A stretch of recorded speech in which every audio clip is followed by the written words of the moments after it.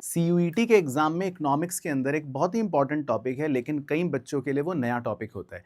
इस वीडियो में हम वही टॉपिक कवर करने वाले हैं।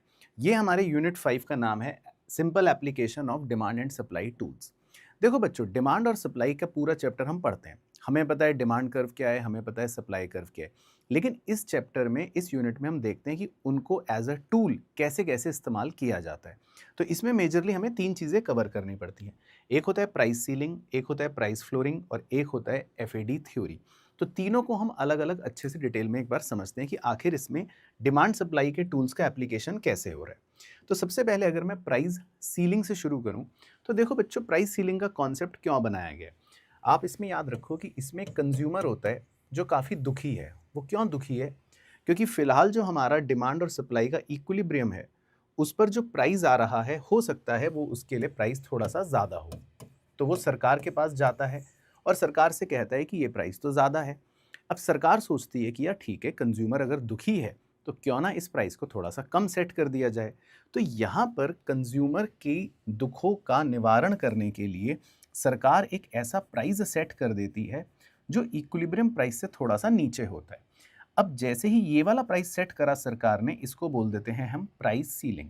तो ये एक मैक्सिमम प्राइस गवर्नमेंट की तरफ से सेट हो जाता है, इससे ज़्यादा प्राइस इस प्रोडक्ट का नहीं होगा। तो इससे फ़ायदा ये होता है कि कंज्यूमर को कम पैसा देना पड़ता है। लेकिन जब इस सिचुएशन पे प्राइस सेट होता है, तो आप देखो सप्लाई कर्व यहाँ पर टच हो जाएगा, लेकिन डिमांड कर्व पर ये यहाँ पर टच हो रहा है। यानी कि ये एक सिचुएशन क्रिएट करता है मार्केट में, जिसको आप इकोनॉमिक्स में तो बोल सकते हो एक्सेस डिमांड। डिमांड ज़्यादा है, सप्लाई कम। लेकिन जिसको हम टर्मिनोलॉजी वाइज बोलते हैं शॉर्टेज, यानी कि यहाँ पर सामान की थोड़ी सी कमी हो जाती है, क्योंकि अब प्राइस कम हो गए तो प्रोड्यूसर सस्ते दाम पर बेचना नहीं चाहता, जबकि कंज्यूमर चाहता है कि मैं ज़्यादा खरीद लूँ। तो इस वजह से इकोनॉमी में शॉर्टेज की समस्या क्रिएट हो जाती है। अब ये शॉर्टेज पता है किस चीज़ को जन्म देती है? ये शॉर्टेज जन्म देती है ब्लैक मार्केटिंग को या होर्डिंग को। यानी कि जो प्रोड्यूसर्स होते हैं, वो अपना सामान बेचना तो चाहते हैं, लेकिन फिर वो कहते हैं कि हम चुपके से ज़्यादा दामों पर बेचेंगे, क्योंकि अगर वो इस प्राइस पर बेचेंगे तो उनको मुनाफा नहीं होगा। तो वो जमाखोरी करते हैं, सामान को अपने पास छुपा कर रखते हैं, या फिर बेचते भी हैं तो काला बाजारी करते हैं, चुपके से ज़्यादा दामों पर बेचने की कोशिश करते हैं। तो ये इस कॉन्सेप्ट के ड्रॉबैक्स होते हैं। तो आपको बस ये पता होना चाहिए कि प्राइस सीलिंग का कॉन्सेप्ट क्या है और ये किन 2 एग्जाम्पलों में सबसे ज़्यादा हमारे देश में लगाया जाता है। तो एक एग्जाम्पल है रेंट कंट्रोल, यानी कि कई बार सरकार रेंट पर नियंत्रण करने के लिए ये प्राइस सीलिंग का कॉन्सेप्ट लगाती है कि भाई इससे ज़्यादा रेंट चार्ज नहीं होगा। या सिमिलरली एलपीजी के दाम, कि भाई गरीब व्यक्ति के लिए एलपीजी बहुत महंगी ना हो जाए, तो उसके लिए भी सरकार एक प्राइस सीलिंग सेट कर देती है। तो प्राइस सीलिंग का जो कॉन्सेप्ट होता है वो बेसिकली ये रहता है। अब इसमें हो सकता है क्योंकि शॉर्टेज है सामान की, ब्लैक मार्केटिंग हो रही है, हर किसी को सामान ना मिल पाए, तो गवर्नमेंट के पास यहाँ पर एक टूल होता है जिसको हम बोलते हैं रैशनिंग। रैशनिंग का मतलब है, आपने अगर सुना होगा, राशन शॉप्स। यानी कि सरकार क्या करती है, सस्ते दामों पर सब किसी को थोड़ा थोड़ा अलॉट कर देती है कि ठीक है, आपको सस्ता प्राइस पर सामान मिलेगा, लेकिन वो कहाँ मिलेगा? राशन की दुकान पर। और ऐसा नहीं है कि वहाँ पर आप जी भर के जितना मर्जी चाहें ले लो, हर किसी को लिमिटेड ही मिलेगा। तो इस कॉन्सेप्ट को बोलते हैं रैशनिंग। फिर आता है हमारा दूसरा दूसरा होता है प्राइस फ्लोरिंग। अब देखो प्राइस फ्लोरिंग क्या है। सिमिलरली अगर मैं सेम कॉन्सेप्ट की बात करूं, तो इस बार प्रोड्यूसर्स जो होते हैं, यानी कि फर्म्स जिन्होंने सामान बनाया और बेचना, वो इस बार दुखी होते हैं। उन्हें लगता है कि ये प्राइस तो बड़ा कम है, इस प्राइस पर बेचेंगे तो नुकसान हो जाएगा। तो जनरली ये फार्मर्स के साथ ऐसा होता है। तो सरकार क्या करती है, एक प्राइस खुद सेट करती है, कहती है भाई ये लो, हम ये एक मिनिमम प्राइस सेट कर रहे हैं जो इक्विलिब्रियम प्राइस से थोड़ा ज़्यादा होता है, ताकि प्रोड्यूसर को ये रहे कि चलो अब मैं सस्ते में ना बेचूंगा, अब सरकार ने ये प्राइस निर्धारित कर दिया है तो अब मैं ज़्यादा ऊंचे दामों पर बेच पाऊंगा। लेकिन इससे होता क्या है, जब सरकार ये प्राइस सेट करती है तो आप देखो डिमांड कर्व पे तो यहाँ टच हो रहा है, लेकिन सप्लाई कर्व पे यहाँ टच हो रहा है। तो सप्लाई होती है ज़्यादा, डिमांड होती है कम। तो इकोनॉमिक्स की भाषा में तो हम बोल सकते हैं कि एक्सेस सप्लाई है, सप्लाई ज़्यादा हो रही है। लेकिन इसकी एग्जैक्ट टर्मिनोलॉजी होती है, इसका मतलब हमारी इकोनॉमी में एक सरप्लस क्रिएट हो जाता है, यानी कि सामान बन तो ज़्यादा रहा है, प्रोड्यूसर तो ज़्यादा बेचना चाहता है, लेकिन डिमांड अभी कम है। तो इस सरप्लस का भी सरकार क्या करती है वो हमें पता होना चाहिए। इस सारे सरप्लस को सरकार खरीद लेती है और या तो वो भविष्य में अपने पास उसको बफर स्टॉक की तरह रख लेती है कि कहीं पर कोई नेचुरल कैलेमिटी आएगी तो वहाँ पर हम ये सामान इस्तेमाल कर लेंगे, और या फिर सरकार इस सरप्लस को खरीद कर इसको विदेशों में बेच देती है, एक्सपोर्ट कर देती है। तो कहीं ना कहीं ये शॉर्टेज, ये जो सरप्लस होता है, इसको सरकार ही खरीद लेती है और आगे इस्तेमाल कर लेती है। अब इसमें हमें पता होना चाहिए कि ये प्राइस फ्लोरिंग का जो कॉन्सेप्ट है, ये जनरली कहाँ चलता है, तो फार्मर्स के एग्जाम्पल में चलता है मिनिमम सपोर्ट प्राइस, यानी कि एमएसपी।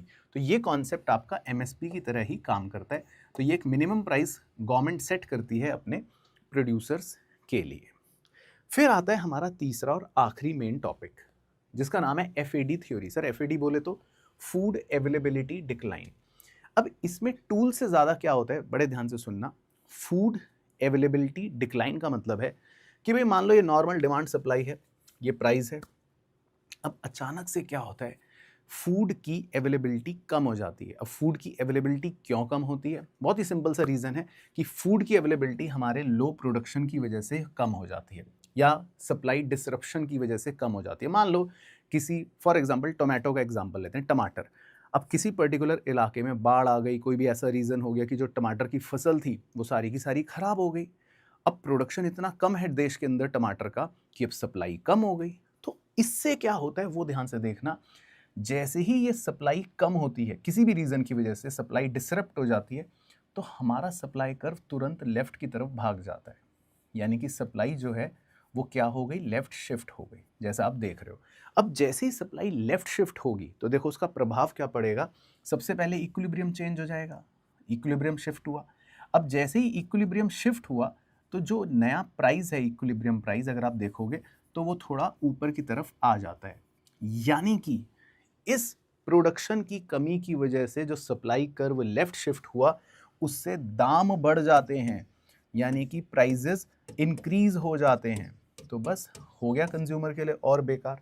तो वैसे ही फूड की कमी थी और ऊपर से जो फिर फूड होता है वो महंगा हो जाता है। तो आपने न्यूज़ में सुना भी होगा, ऐसा कई बार होता है कि कई बार फसल बहुत सारी खराब हो गई, प्रोडक्शन कम था, सप्लाई कम रह गई, तो मार्केट में उस चीज़ की डिमांड बढ़ती है या प्राइस एकदम से शूट अप कर जाता है। तो ये फूड अवेलेबिलिटी डिक्लाइन थ्योरी कहीं ना कहीं ऐसे काम करती है, जो वैसे मतलब नहीं होना चाहिए। और इस वजह से बुरे प्रभाव की अगर बात करूं तो सूखा होता है, भुखमरी होती है, और आप कह सकते हो स्टारवेशन कहीं ना कहीं इस वजह से हो जाता है। तो ये कॉन्सेप्ट होता है एफएडी थ्योरी का। तो समराइज कर लेते हैं, पूरी समरी देखो बच्चों, देख लेते हैं। सबसे पहले अगर प्राइस सीलिंग की बात करूं तो प्राइस सीलिंग में हम एक मैक्सिमम प्राइस सरकार सेट कर देती है जो इक्विलिब्रियम प्राइस से थोड़ा कम होता है। प्राइस फ्लोरिंग की बात करूं तो उसमें मिनिमम प्राइस सरकार सेट करती है जो इक्विलिब्रियम प्राइस से थोड़ा ज़्यादा होता है प्रोड्यूसर्स के लिए। एफएडी थ्योरी की अगर बात करूं तो उसमें हमारा शिफ्ट हो जाता है किसमें, सप्लाई में, और वो भी कैसा शिफ्ट होता है, लेफ्टवर्ड शिफ्ट होता है। दूसरी अगर सरकार के रोल की बात करूं तो प्राइस सीलिंग में सरकार कंज्यूमर के बेनिफिट के लिए काम करती है, जबकि प्राइस फ्लोरिंग में सरकार प्रोड्यूसर के बेनिफिट के लिए काम करती है। एफएडी थ्योरी में सरकार का बस एक ही रोल होता है, कैसे ना कैसे करके प्रोडक्शन हमें वापस से बढ़ाना है, क्योंकि नहीं तो प्राइस बढ़ते रहेंगे प्रोडक्शन अगर कम रही तो इसीलिए गवर्नमेंट का रोल वहाँ पर होता है प्रोडक्शन बढ़ाने का। बाकी अगर ये चीज़ें ना हो, इसके ड्रॉबैक्स अगर हमें समझने हो, तो प्राइस सीलिंग का एक ही मेन ड्रॉबैक है, शॉर्टेज, कमी हो जाएगी सामान की जिस वजह से ब्लैक मार्केटिंग। प्राइस फ्लोरिंग की अगर बात करें तो उसका कॉन्सिक्वेंस होता है सरप्लस, मार्केट में एक सरप्लस क्रिएट हो जाएगा जो फिर सरकार को एज ए बफर स्टॉक या एक्सपोर्ट के लिए यूज़ करना पड़ेगा। और एफएडी की अगर बात करें तो उसका कॉन्सिक्वेंस है भुखमरी, कहीं ना कहीं आप कह सकते हो स्टारवेशन, क्योंकि खाने की हो गई है कमी और जो सामान है भी वो हो गया है महंगा। तो बस हमें इतनी बातों का पता होना चाहिए। तो आई होप बच्चों आपको अच्छे से समझ आ गई होंगी तीनों थ्योरीज क्या थी। तो अगर वीडियो अच्छी लगी हो तो अपने दोस्तों के साथ शेयर करना, ज़रूर कमेंट करके मुझे बताना और लाइक कर देना ताकि प्रोत्साहन हमारा भी बना रहे। मिलूंगा आपसे अगली वीडियो में जिसमें एक और ऐसा ही इंपॉर्टेंट टॉपिक आपके लिए लेकर आऊँगा। तब तक अपनी नॉर्मल पढ़ाई करते रहना, मस्त रहना और स्वस्थ रहना।